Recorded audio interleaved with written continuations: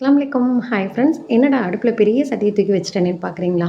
ஒன்றும் இல்லைங்க. அன்றைக்குங்க சரி பிரியாணி செய்யலாம் அப்படின்ட்டு தான் ஐடியா பண்ணியிருந்தேன். ஸோ பிரியாணிக்கெல்லாம் நான் வந்து வீட்டடங்கு நம்ம பண்ணுறதுக்கா இருந்தாலும் சரி, இல்லை ஒரு எக்ஸ்ட்ரா ஒரு 5 பேர் வந்தாலும் சரி, ஒரு 10 பேர்கிட்ட நான் பிளான் பண்ணலாம் பண்ண மாட்டேன். அப்போதைக்கு காலையில் ஒரு 11 மணிக்கு தான் அன்றைக்கி கிச்சனுக்குள்ளேயே போனேன்னு சொல்லலாம். போயிட்டு ஒரு சைடு வெங்காயம் நறுக்கி, ஒரு சைடு தக்காளி நறுக்கி, மல்லி புதினா எல்லாம் ரெடி பண்ணி வச்சுட்டு, சிக்கனை வாஷ் பண்ணி வச்சுட்டேன். சிக்கன் பிரியாணி தான் ஆக்குவோன்ட்டு. அதுக்கப்புறம் எப்பவும் போல் நம்ம பிரியாணி தாளிக்கிற மெத்தடில் தாளிச்சாச்சு. என்ன பிரியாணி செய்கிறதுக்கு முன்னாடியே கொஞ்சம் ஒரு 10 மணிக்கெலாம் வந்து தால்ச்சாவுக்கு ரெடி பண்ணிட்டேன்.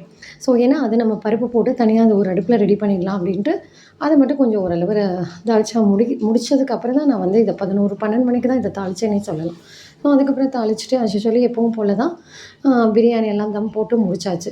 அதுக்கப்புறம் பார்த்தா ஒன் சைடு வந்து சிக்கனுக்கும் கொஞ்சம் 65 பண்ணலாம் அப்படின்ட்டு மசாலா போட்டு வச்சுருந்தேன். அதையும் வறுத்துட்டு அதுக்கப்புறம் தயிர் பச்சடி இல்லாமல் நமக்கு பிரியாணி இறங்குமா? ஸோ தயிர் பச்சடியும் ரெடி பண்ணியாச்சு. அன்னைக்குங்க சாப்பாடு இத தான் பண்ணியிருந்தேன்.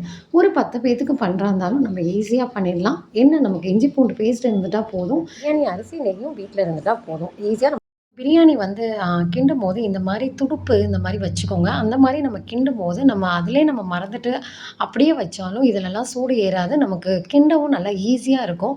ஸோ கரண்டி கூட வெயிட்டான கரண்டி தான் போட்டு இந்த மாரி பெரிய சட்டியில கிண்டுற மாரி இருக்கும்ல. ஸோ இந்த மாரி துடுப்பு போட்டு கிண்டும்போது நமக்கு வந்து கையெல்லாம் வலிக்காது. ரொம்ப ஈஸியா இருக்குங்க.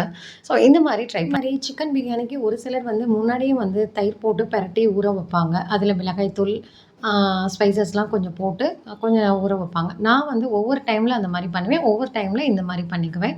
ஸோ ஏன்னா நம்ம பிளான் இல்லாம டக்குன்னு பண்ணுற மாரி இருந்தா அந்த மாரி தானே பண்ணுறதா இருக்கும்.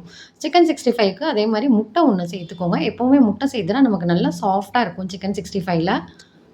அடுத்தது நம்ம வந்து தம் போடுறது எதுக்கு அப்படின்னு பார்த்தீங்கன்னா, அந்த மூடிய வந்து நகராம இருக்கணும். உள்ள வந்து எந்த ஒரு நீக்கலும் இருக்கக்கூடாது. மேல ஒரு வெயிட்டான பாத்திரத்த வச்சிரணும்.